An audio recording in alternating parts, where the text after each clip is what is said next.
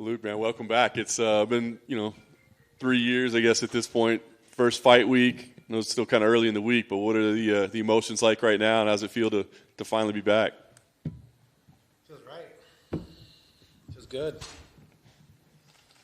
better and better by the day. Definitely. I was nervous 3 weeks ago, maybe 2 weeks ago. Excuse me. Yeah, but no. Whoops. It's been a while. It's been a while.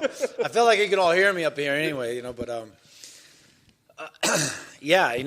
fighting a beast, no doubt. And I wanted that. I want a guy that scares me and gets me up in the morning.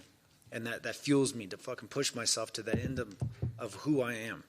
And that's what defines a real man, is the finding the biggest test, the biggest challenge, and going out there and fucking putting themselves up to it. You're going to succeed or die trying. Well, otherwise, no matter what, you're learning in the process, And, there were some moments in this training camp where it was long, man. He delayed this fight. It was supposed to be International Fight Week, and then something come up. He bitched and complained, and it went to Dallas, and then, I don't know, rumors of cosmetic bullshit. I don't know what's going on, but, hey, we're in August, and the UFC confirmed that this will be the last change, and, I like this opponent a lot. That put me right back into, the heat of it. You know me, I'm always going straight for the jugular. I've never been scared to do it, and I don't want to dance around. I'm not trying to do anything, stay here longer than I have to. I want to go out there, and I want to try to fucking do this thing right.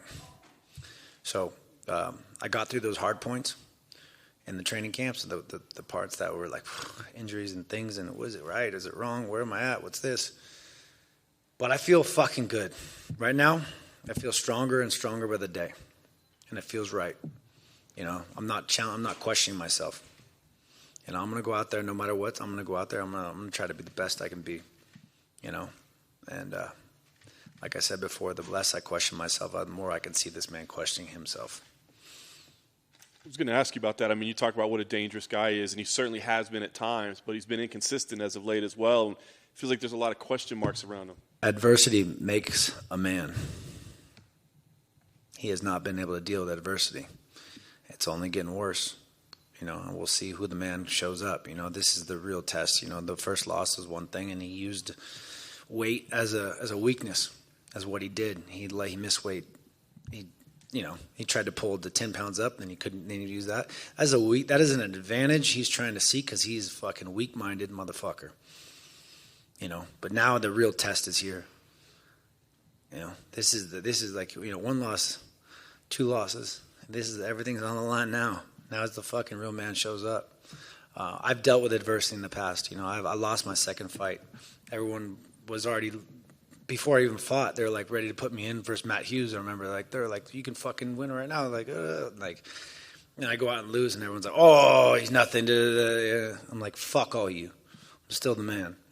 I stormed through everybody, and I won Strikeforce World Championship over, and I defended that motherfucker twice.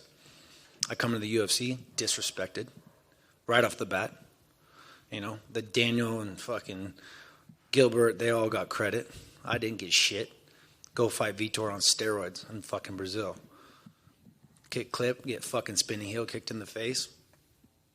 Oh, he ain't shit. He ain't fucking nothing. Now he's really not nothing. Fucking bullshit. I go fight Costa Philippou, a fucking dangerous striker. I should fucking get mopped in. Then I'm going to take him down. I need to do this, do that. What did I do? I knocked that motherfucker out. The same fucking fighter. The same guys working off intimidation and power and what they do. I've dealt with adversity. He hasn't.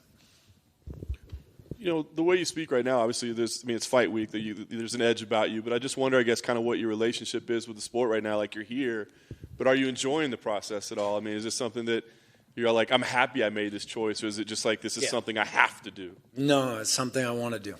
I've took a long time away to understand what I want and to go do this thing on my own accord. And, I chased it and forced it, and I did this shit out of hate for a while, especially after losing the title. I lost my focus after I won the title, the undisputed title. I went at it for the wrong reasons, for money and different things, and you're trying to fucking navigate business and different things, and you're going out there trying to overprove yourself and force the situation. You can see it in my fight. You watch the first Bisping fight, I was a predator. I was a killer. And I went into the second fight just fucking like an idiot running forward. After I lost the title, then you get belittled by the beast. The leverage game. All business. Anywhere you go. It's not just the UFC. I mean, it's a bigger, stronger mafia here, for sure. And they belittle you, and they try to gain advantage and try to belittle your worth. And it turns into hate. And you start fighting out of hate to prove yourself, to do this, to do that, and do it all for all the wrong reasons. Yeah. And I did that for a while. And injuries corrupt you too, of course. And they make you force the issue, and they compromise you, and they make you do different things. And I ran to Florida trying to figure it out, trying to force what's wrong, what's this, that's that. And you try to go, and you go in uncomfortable positions that's not you. And I was like, fuck, I lost my fucking love for the sport. And I got out of, going into 205 too, all these things, fighting Yoel and him missing weight and fucking, Yoel cheating son of a bitch and everything else he's doing too. The time away just gave me an understanding of learning about my body, really. Learning what is health, and correcting everything. That time I chose to go away and to live my life, because you get caught up in the beast that is the UFC, and you're always preparing for a fight, or you're recovering from a fight. There's a fight on the horizon. You can't go here. You can't go there. You can't go with your friends, your family. You can't do all this shit in life.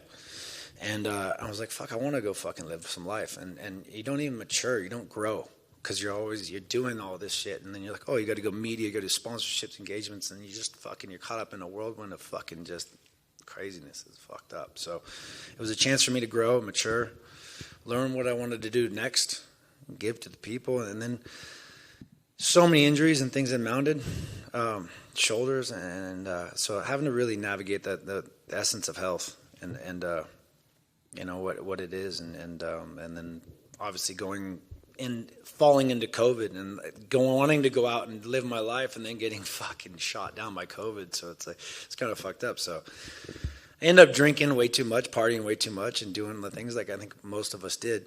Went off the fucking deep end, and I'm fucking living life and doing things. And then a lot of bad things happened in my life, and broke me down. And then I just kind of hit the wall, and I was like, I started to kind of train I started to train a bit, try to build it back, but I was still partying on the weekends and doing things, and you can't really build my body back to a place where I was like, okay, I could fight. And then something really, the abortion and all the bad shit happened, all the lies, and it was fucking hard, because when you think about having a kid, when you're ready to have it, and you're like, it was not like, it was a mistake, it wasn't like it was meant to be, but like once it happened, it was like, oh, okay, maybe I can do this and this, that, and it starts breeding lies, and then the lifestyle just, it was not, can't bring people into lies, and it just week to week it just got worse and worse, and so we had to pull the plug, and I believe we made the right decision, and I was just like, fuck, this all needs to fucking stop. I want to have a family one day, but I want to do it right. When it's healthy and when it's right. And I got to be a good position in my life. And my life was just going fucking down the wrong way, and I needed to get back in the gym, and I needed to get my health and do my thing. And so that started with sobriety. So 7 months now, about going strong and just really investing in health. I partnered with a biohacking team to get all my nutrition right, without getting just optimum levels of athleticism, and when you get your body right, when the vessel's right, the head gets right, and putting all those pieces into play, and my life started to come back together. Everything started to really pull back in all these different avenues of success and growth and places, and it came to me, and then being in there and feeling the energy with Perillo and Cheeto. There's no more real than Perillo. Fucking guy took my world title. It's a small fucking world. I mean, who better to work with than the guy that knows my weaknesses, right? So fuck. Drawing inspiration from Cheeto too. Fucking guy's a little gangster. I love his energy, and you got to learn from the young bucks sometimes. There's always little things like, just running, the foundation, the balance, the fucking density in your legs. when you're fucking strong down low, it's like it just builds the foundation of what's upstairs. And the mind, and it's all out of you. You can stop at any time on the road and quit, or you can keep fucking going. And a lot of those things I pulled from that little motherfucker, and has strengthened me and put me back here. And my life is, learning what is health. Almost like what is it? What is health? Right? Health is wealth. Health is the ultimate luxury in life. If we all out of health, we have nothing. So. Correcting. We're building tendencies and problems every day. Our circulation's going down. We're all fucking dying at a certain rate. If you're not pricking, you're poking, you're moving, you're trying to fight that, you're going to fall that much faster. So it's learning the corrective patterns of life and increasing circulation and decreasing inflammation and fucking getting all the toxicity out of your body. All these things which led to me to believe that I could fucking fight at the best. And so once I felt that, it was like, let's go test myself against the best. Let's go to AK. Let's go to fucking Florida. Let's go around here and let's fucking feel it out. Guess what? I still fucking got it. Nice. Last thing for me, Luke. I mean, the big moment, as you said, you got a dangerous guy, you're back. You want to win this fight. You want to fight for a title. But I'm just curious, this phase of your career, do you view this as like a long-term return to the sport? Like, you're fully back and you love it and you're in it? Or is this just like, come in, get gold, get out, prove the point? It's a 1-2 punch. 1-2 punch. That's it. I mean, this is it, man. I want to come. My last fight at middleweight was against Yoel Romero for the world title. And he missed weight by 3 pounds to gain an advantage. And God knows what else he was fucking doing.